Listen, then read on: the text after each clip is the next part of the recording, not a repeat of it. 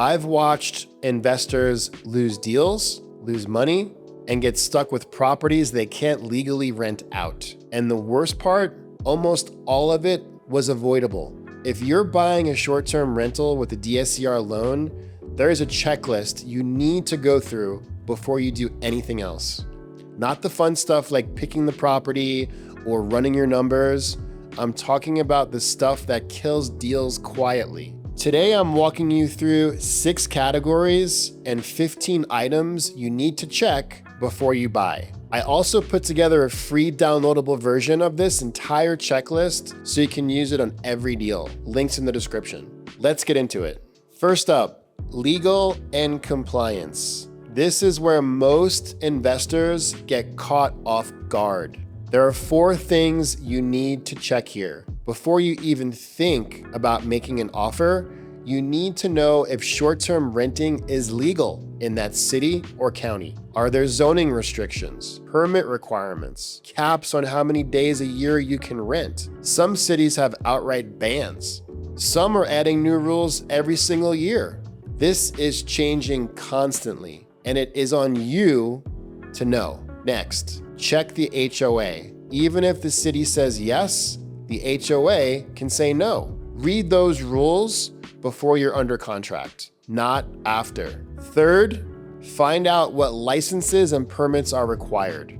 A lot of cities want a short-term rental license, a business license, sometimes both. Some require safety inspections before you can even list the property. And fourth, taxes, occupancy tax, lodging tax, tourism tax. These vary by city and state, and they cut directly into your cash flow. Know the percentages before you run your numbers, not after. Number 2, know your property.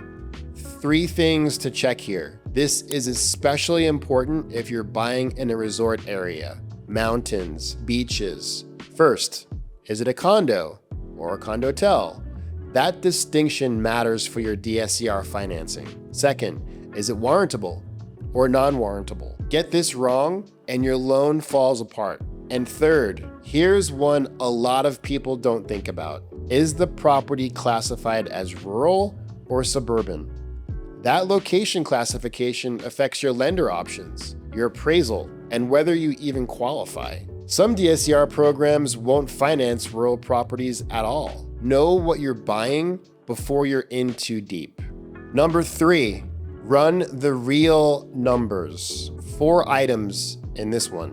This is where I see the most mistakes. First, get a 12-month rent roll from the seller. You need to see how the property is actually performing. What's the real income? Are there active renters? Don't take the seller's word for it. Get the documentation. Second, get accurate revenue projections. Use AirDNA, Price Labs, actual comps from the market.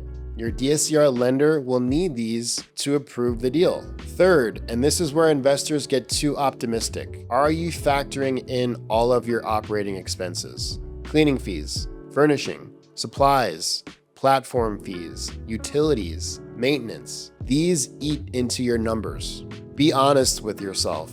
And if you're not self-managing, property management on short-term rentals typically runs 20 to 25% of revenue. That's way more than long-term rentals. And fourth, vacancy. Vacancy happens. Don't run your numbers at 100% occupancy. Build in realistic vacancy so your numbers reflect reality, not fantasy. Number 4, lending requirements.